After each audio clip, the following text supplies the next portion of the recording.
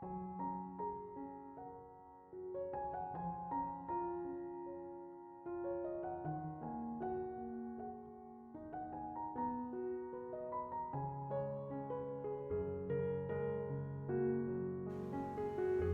Ibu, Saudara-saudari, adik-adik kaum muda yang terkasih, kembali hari ini saya mengajak Anda untuk mendengarkan dan merenungkan firman Tuhan. Saya berharap Anda selalu sehat penuh dengan sukacita, apapun situasi hidup kita. Mari kita mendengarkan firman-Nya. Tuhan sertamu dan sertamu juga. Inilah Injil Yesus Kristus menurut Santo Yohanes. Dimuliakanlah Tuhan.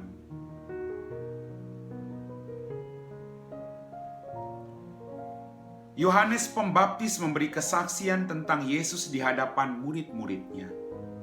Siapa yang datang dari atas ada di atas semuanya.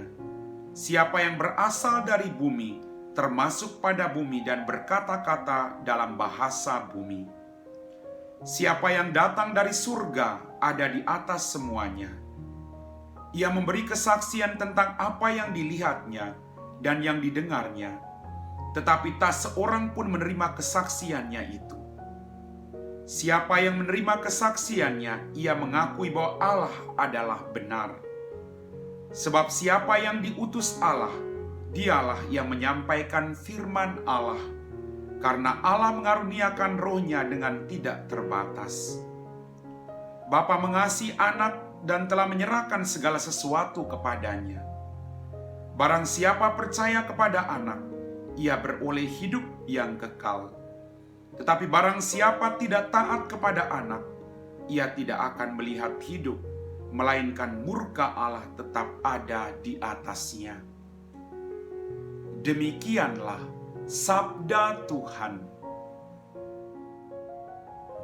Bapak, Ibu, Saudara-saudari, adik-adik kaum muda yang terkasih.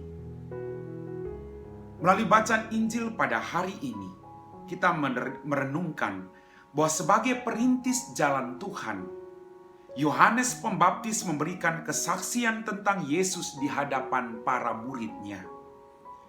Yesus yang diutus Allah adalah firman Allah sendiri, dan barang siapa yang percaya kepadanya akan beroleh hidup yang kekal. Maka kita berjuang untuk selalu mendengarkan firman-Nya, karena firman-Nya adalah pelita yang bernyala menuntun langkah hidup kita menuju kepada kehidupan kekal di surga. Bapak, Ibu, Saudara-saudari, adik-adik kaum muda yang terkasih, kesaksian Yohanes Pembaptis ini menunjukkan kepada kita kerendahan hati dan sikap hormatnya yang mendalam kepada Yesus. Bagi Yohanes Pembaptis, Yesus adalah firman Allah yang telah menerima segala sesuatu dari Allah sendiri. Maka mari kita percaya bahwa dalam setiap firman yang disampaikan, Allah menghendaki keselamatan bagi kita. Dia pun mendesak para pengikutnya untuk percaya kepada Yesus, sehingga memperoleh hidup yang kekal. Yohanes membimbing para muridnya untuk percaya kepada Kristus Yesus. Kita juga dibimbing melalui setiap firman Tuhan. Kita percaya bahwa Dia Allah yang sungguh menyelamatkan kita. Apakah kita cukup rendah hati untuk menghargai dan menaruh rasa hormat terhadap orang lain?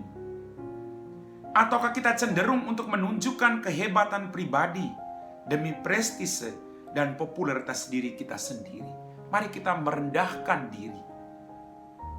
Kita biarkan Allah berkarya dalam diri kita, bukan untuk keselamatan kita sendiri, tapi juga keselamatan orang-orang yang ada di sekitar kita. Amin. Bapak, Ibu, Saudara-saudari, adik-adik kaum muda yang terkasih, kita telah diteguhkan oleh firman Tuhan. Kembali hari ini kita siapkan hati kita untuk berdoa. Dalam nama Bapa dan Putra dan Roh Kudus, amin.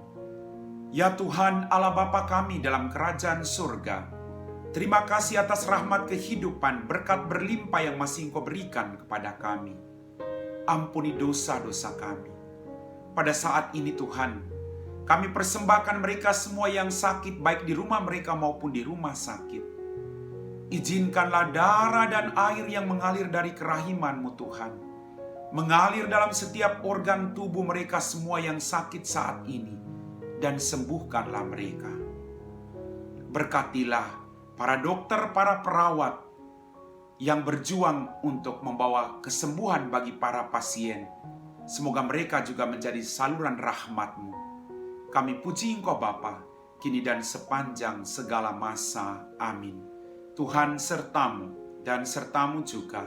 Semoga kita sekalian diberkati oleh Allah yang Maha Kuasa, Bapa dan Putra dan Roh Kudus. Amin.